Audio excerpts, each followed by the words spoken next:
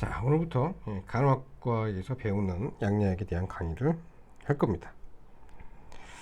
제가 강의할 부분은요, 아주 좀 어려운 수준의 그런 내용을 하는 것보다는 생리학, 병리학, 양리학 뭐 이거가 전혀 배경 지식이 없는 이제 처음 공부를 하는 학생들을 대상으로 하는 강의입니다.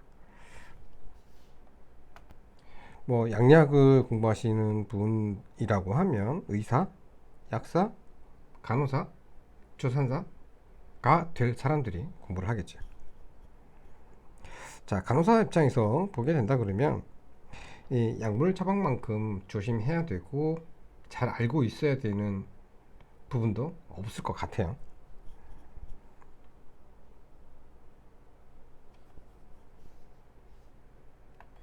자, 약물을 준다라고 하는 얘기는 그냥 의사가 처방해서 주면 그냥 갖다 주기만 하면 된다, 이 수준이 아니거든요.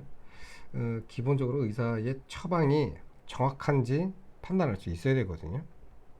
그 다음에 환자 상태를 의사보다 훨씬 더 잘 알아요. 알기 때문에 의사의 처방이 적절한지, 그래서 이거에 대한 피드백을 줄 수도 있어야 되고요. 또 약물을 투여했다라고 하면 환자가 어떤 효과가 있는지 또는 어떤 부작용이 있는지 계속 모니터링을 해야 되는 책임이 있어요. 그래서 이게 약물에 의한 것인지 다른 요인에 의한 것인지 이런 걸 판단을 해서 의사한테 그 상황을 알려줘야지만 의사가 더 정확하게 약물 처방을 할 수가 있겠죠. 자, 또 부작용이 생겼다, 부작용이 생기기 시작했다 라고 하면 그거 빨리 이게 부작용이다 라는 걸 눈치채고 이거에 대한 대비를 할 수 있도록 의사하고 또 의논을 해야 되는 이런 부분도 있어요. 굉장히 중요한 거죠. 자, 이런 되게 까다롭고 좀 어려운 복잡한 이런 역할들을 효과적으로 간호사가 수행을 하려고 그러면 약물이 미치는 그 치료적인 효과, 그죠? 뭐 이거 당연히 기본적으로 알고 있어야 되고요. 또 이런 그 같은 효과를 내는 다른 약들도 굉장히 많거든요. 그래서 완전히 똑같지는 않기 때문에 조금씩 차이점이라든지 그 차이점 때문에 생기는 효과의 크기, 부작용의 크기 이런 걸 다 알고 있어야 돼요. 이거는 약물의 작용 기전을 이해하는 거거든요. 이거를 필수적으로 공부를 해놓지 않으면 굉장히 투약 사고가 굉장히 많이 날 수도 있어요. 그래서 지금 임상에서 되게 흔하게 처방되는 약물 위주로 공부를 할 거고요. 그 약물들의 작용하고 관련되어져서 신체의 생리학적, 병리학적 뭐 이런 거하고 관련 있는 거를 한 번 더 언급을 하면서 공부를 하실 거예요. 생리학, 병리학, 양리학이 따로 있지 않아요. 같이 흘러가는 거예요. 묶어서 공부가 되어져야 되고요. 각 과목별로 조금 더 디테일하게 공부해야 되는 이런 것들이 있어요. 그리고 졸업을 하고 임상에 가시게 되면요, 더 많은 약물이 굉장히 많아요. 고혈압 약물 하나만 해도 수십 가지가 있기 때문에 또 그런 약들은 병원마다 이 약을 쓰는 병원이 있고 저 약을 쓰는 병원이 있고 다 달라요. 그래서 그때마다 다시 또 공부를 해야 되는 부분이 있는데, 그러니까 기본적인 약물 기전은 거의 비슷하거든요. 거기서 차이점만 좀 공부를 하고 주의해야 될 점만 공부를 조금 더 추가해서 하면 되기 때문에 그 양리학에 대한 이해는 굉장히 중요하고요. 양리학이 어려운 이유는 용어가 어려워요. 마찬가지로 결국 용어 싸움이요. 그러니까 기초적인 공부는 거의 대부분 80% 90%가 용어에 대한 문제예요. 용어를 정확하게 이해하는 거, 개념을 잡는 거가 굉장히 중요해요. 그래서 흔하게 많이 쓰이는 약물에 대한 기전 정도는 공부를 하고 임상에 가시는 것이 좋은 간호사가 되는데 굉장히 필수 조건이기 때문에 그렇게 많은 내용은 하지는 않고요. 약물의 양을 최소한 줄여서 제일 대표적인 약물들만 그런 기전을 공부를 하는 방향 쪽으로 강의를 하도록 하겠습니다. 그리고 처음 나오는 용어에 대한 거는 따로 설명을 하면서 넘어갈 거고요. 이거는 알 거야 라고 생각해서 설명을 하지 않고 넘어가는 부분도 분명히 있을 겁니다. 그런 부분이 있다면 반드시 댓글로 모르니까 설명해달라고 해주셔야 돼요. 모른다고 넘어가시면 안 돼요. 지금 이거 다 못 외우는데요. 외울 수 없어요. 외울 수 없는 게 정상이에요. 매일매일 보고 만지고 투약하고 하는 약이 아니면 몰라요. 그게 당연한 거거든요. 하지만 노력은 해야 돼요. 계속해서 노력은 하셔야 돼요. 그러니까 뭐 작은 거라도 별거 아닌 것 같은 거라도 이런 질문하면 창피하지 않을까? 절대로 그런 거 용납하시면 안 됩니다. 학생 신분에서는. 다 하고 넘어가셔야 되고요. 정리하시고 넘어가세요. 그게 나중에 기억이 나지 않는다 하더라도 그렇게 한번 공부해 둔 거는 나중에 다시 공부할 때 생각나고요. 더 좋은 또 더 큰 깨달음을 얻을 수 있는 기본이 되는 공부이기 때문에 꼭 좀 학부 시절에 열심히 좀 공부를 하시라고 말씀을 드리고 싶네요. 자, 우리가 지금 강의할 순서를 이런 정도로 잡았어요. 대부분 아마 교재들이 이런 순서로 하지 않을까 싶은데요. 기본적으로 크게 두 파트예요. 두 파트. 보통 되게 두꺼운 양리학책을 보면요, 여기까지 약동학까지 여기가 굉장히 양이 많거든요. 근데 임상에서 쓰일 정도에서는요, 이게 뭐 화학과나 약사들이 아니라면 굳이 깊이까지 공부하실 필요는 없어요. 그러니까 그냥 기본적인 원리만, 이름 정도만, 용어만 정리하시고 넘어가셔도 되고요. 실제적인 거는 여기죠. 질병하고 관련되어진 약물의 기전을 공부를 하는, 이렇게 크게 이렇게 두 파트로 나눠져 있어요. 그러니까 첫 번째 파트 같은 경우는 양리학의 굉장히 기본적인 내용만 볼 거고요. 주로 이제 약물에 작용되는 게 세포 단위로 이루어지거든요. 그 세포 단위 중에서도 단백질하고 관련되어진 내용들이 많아요. 그래서 그 세포에 있는 단백질의 구조에 대한 그런 얘기들을 먼저 하고 갈 거고요. 그 다음에 생길 수 있는 부작용, 대표적인 부작용, 그 다음에 상호작용으로 인해서 다른 효과를 낼 수 있는 거, 그 다음에 약동학이라고 해서요, 몸에 들어가서 어떻게 활동을 하고 어떻게 흡수가 되고 어떻게 배설이 되고 약물이 어느 정도 농도로 남아서 효과를 얼마 정도 유지하는지, 뭐 그런 내용이 약동학이거든요. 간호사는 뭐 약동학이 뭐다 하는 정도만 공부하시면 돼요. 자, 그 다음에 이제 기관별, 그죠? 기관계별, 그러니까 소화기, 호흡기, 순환기, 요쪽이 이제 제일 많이 이제 활용되는 부분이고요. 여기서 주로 많이 쓰이는 약물들을 기본적으로 요거 내용을 해부학이라든지 생리학, 그 다음에 병리학, 뭐 요런 거하고 섞어서 이야기를 하면서 약물이 어떻게 작용하는지에 대한 거를 공부를 할 겁니다. 자, 양리학을 처음 공부하는 분들은요, 되게 좀 겁나죠. 어렵게 느껴집니다. 대부분 양리학적인 작용, 요거는 세포나 분자 수준에서 일어나는 화학 반응이거든요. 몸에서 일어나는 거기 때문에 생화학적 반응이다, 이렇게 얘기를 하는데 되게 어렵죠, 말만 들어도. 그러니까 세포라든지 분자 수준에서 양리학을 공부한다는 거, 요게 양리학을 제대로 이해하는 방법이거든요. 그리고 여기에서 조금 더 추가적으로 다른 참고 자료들을 가지고, 문헌들 가지고 이해하기 위해서는 되게 기본적인 용어에 대한 개념이 잡혀져야지 좀 봐야 돼요.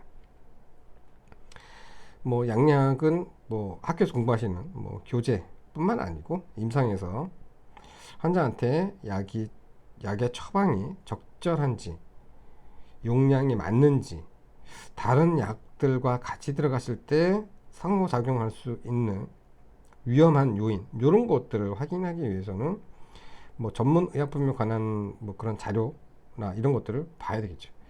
근데 이게 되게 어려워요. 그 양리학에 대한 기본적인 이해가 좀 없으면 표기하는 방법이라든지 이런 것부터가 되게 어렵거든요. 일단 그 첫 번째 양리학 공부하시는 목적은요, 용어들하고 빨리 친해지는 거예요. 우리가 처음 학교에 가서 학생 친구들 만나면 되게 서먹서먹 하잖아요. 이건 시간이 지나면 해결되죠. 굳이 특별히 노력하지 않아도. 그죠? 근데 공부는 조금 더 노력을 해서 그 친해지는 시간을 줄이는 게 훨씬 유리합니다. 그런 얘기를 들어보셨는지 모르겠는데, 뭐 칼슘 통로 차단제, 선택적 베타2 작용제, 안지오텐신 전환 효소 억제제, 아드레날린 차단제, 비스테로이드 항염증제, 이런 거 들어보셨어요? 선택적 세로토닌 재흡수 억제제, 뭐 이런 것도 괜찮아요. 사이클로옥시나제 2 억제제. 와, 미쳐버리겠다.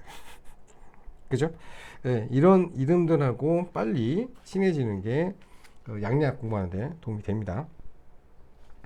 그래서 말씀드렸잖아요. 양리학은 세포 단위나 분자 단위에서 일어나는 생화학 반응이에요. 그래서 제일 먼저 세포부터 공부해야 돼. 이거 생리학 때 하지 않았나요? 했어요. 근데 여러분들한테 설명해보라 그러면 설명 못할걸요? 중간고사, 기말고사를 쳤어도 설명해보라 그러면 생각 안 날걸요? 그게 정상이에요. 그래서 반복하는 거예요. 이 과목에서 반복하고 저 과목에서 반복하고, 그렇게 반복하는 횟수가 많아져야 세포가 이런 거구나 오실 거예요. 자, 볼게요.